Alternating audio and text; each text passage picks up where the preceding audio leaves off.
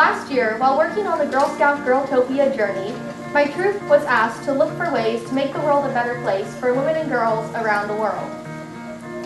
For my creative project, I created a slideshow about how girls and women are portrayed in video games. For the Take Action project, my group created a video to raise awareness about the hardships faced by women and girls in developing countries. But I wondered about the issues affecting girls and women in our country. So I found this film that tied in nicely with my project and my idea that paved the way for my Girl Scout Gold Award project. By being here tonight, you are part of a growing social campaign empowering people to use their power to transform our culture for the better. This year, as Girl Scouts celebrates their 100-year anniversary, they have taken this issue to new heights by starting a campaign called To Get Her There that seeks to create equal representation of women in leadership positions within one generation. Also, the Girl Scout Healthy Media Commission released suggestions for providing balanced, authentic depictions of women and girls. Ironically, the To Get Her There campaign was announced a day after I had submitted my Gold Award proposal to Council. I am very excited about how well this ties in with my project, and it makes me feel proud to help support GSUSA's goals with this screening. Egypt's very first woman pharaoh, Hatshepsut, ruled Egypt for 20 years of peace and prosperity, incredible trade industry going on, and after her death they erased her name off of all monuments. Trying to get these women to see their place in history with this kind of media, and then what they see today, like we saw in the movie, is quite a challenge.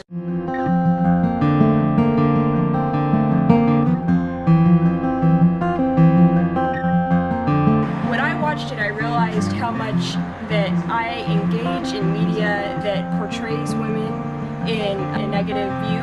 Like, even if you don't like popular culture, you can't get away from it. It can't be done.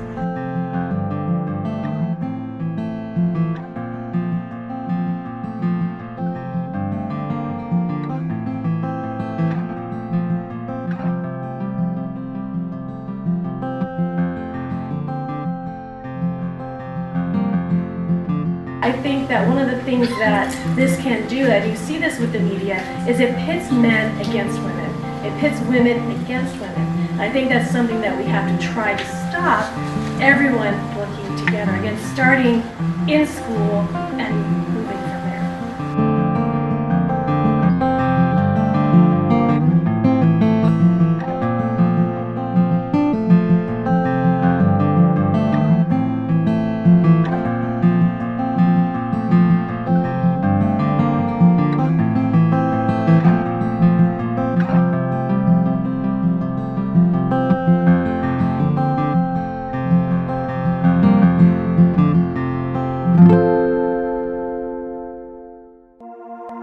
Women are not portrayed as they should be. Although the evidence shows that the media does not produce eating disorders in young women, it has a strong supporting role.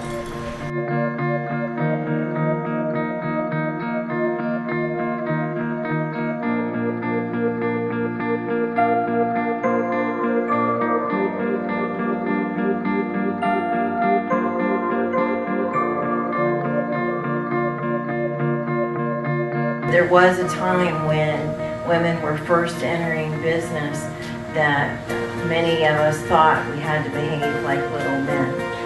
Stay focused on what you need to do, the persistent side of it, understand what the goals are, and you can persevere and you can win. What I've really seen over the years is the women in business who've been successful are the ones who bring the feminine part of their being to the role.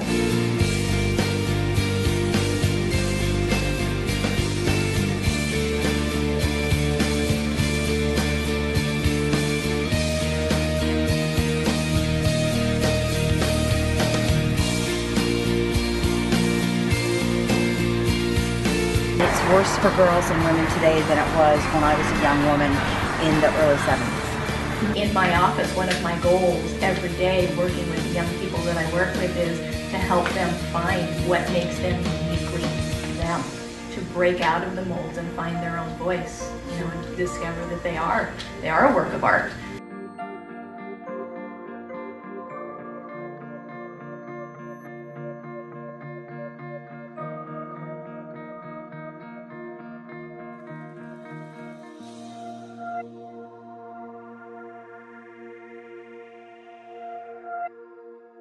What frightens me particularly is that the girls are opting out and dropping out and not even putting the good fight up for these leadership positions. And I believe that much of that is based on the influence they're having in the images they're seeing in the media at a young age. Politicians are supposed to represent us as an entire body of people, and if we're not being equally represented, then decisions aren't being made about the population. It's being made about the people who are making the decisions.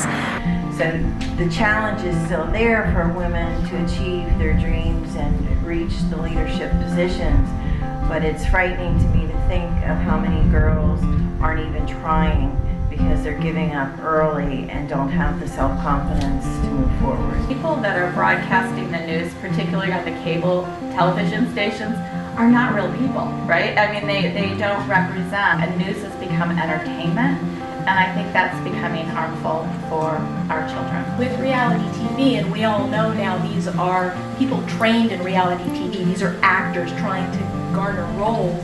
I don't know that children know that, and it's lowering the bar, the standard for behaviors. And I watch these young girls who are watching what they consider to be their role models, which most of us in this room would hope and pray would never be their role models. And they start emulating that behavior without even thinking about it. We all have to learn to make choices in our lives, not to watch those shows, or as parents not to turn them on, or not to have the TV available during certain hours. This film really persuades and motivates someone to take action. I think it can be changed by more people who are moved by films like this, who have independent voices, who are willing to stand in front of a camera and answer questions and express how they feel as loud as they so please and tell as many people as they can.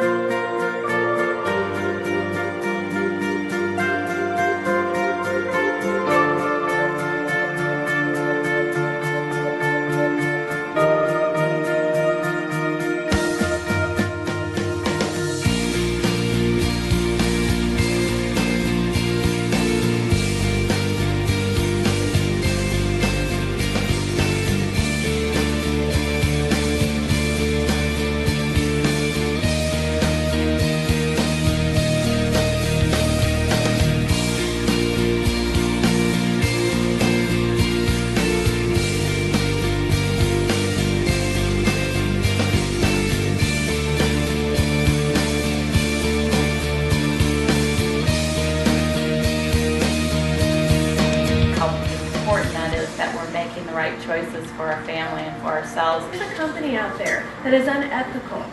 The way that you fight back against them is you don't give them your dollars.